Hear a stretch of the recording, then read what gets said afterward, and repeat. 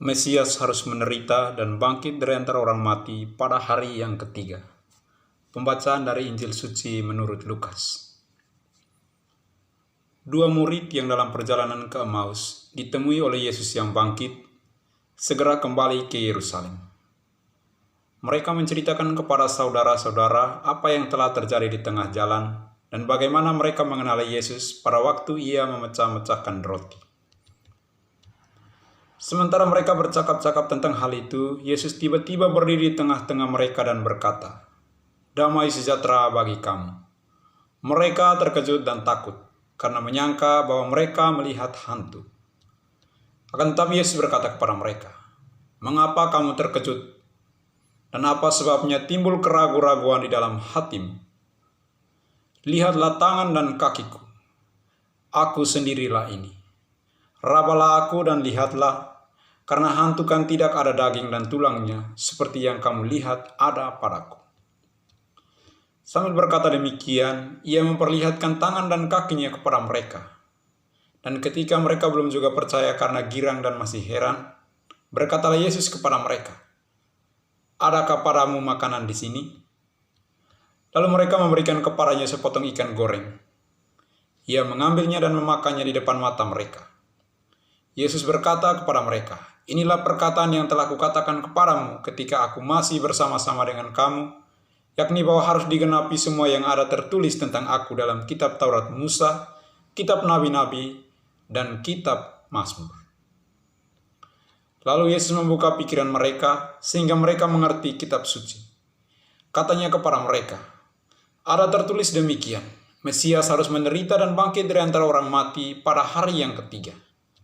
Dan lagi, dalam namanya berita tentang pertobatan dan pengampunan dosa harus disampaikan kepada segala bangsa, mulai dari Yerusalem. Kamu adalah saksi dari semuanya ini." Demikianlah sabda Tuhan, terpujilah Kristus.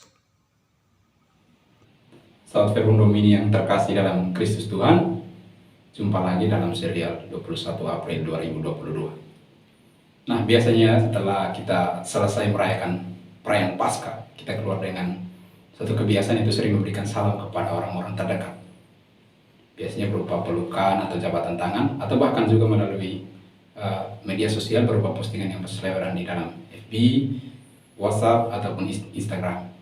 Nah, justru teman-teman, justru hal ini akan saya tantang dalam renungan kali ini. Apakah Paskah hanya sebatas ucapan selamat?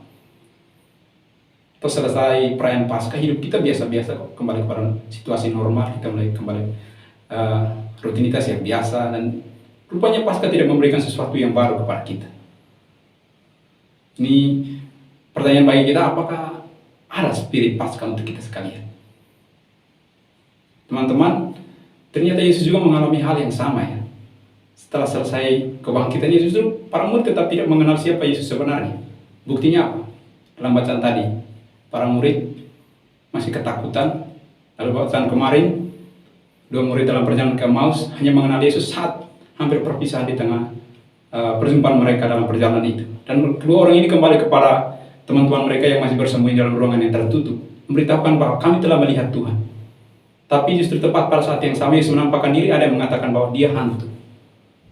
Ini tragis bukan teman-teman? Setelah 3 tahun berkarya, tapi kok para murid tetap tidak mengenal Yesus. Kita pun demikian ya teman-teman. Setelah merayakan Paskah, tapi hidup kita masih kembali normal, tidak ada sesuatu yang baru. Kita boleh berpikir liar ya, Yesus bisa saja putus asa karena itu.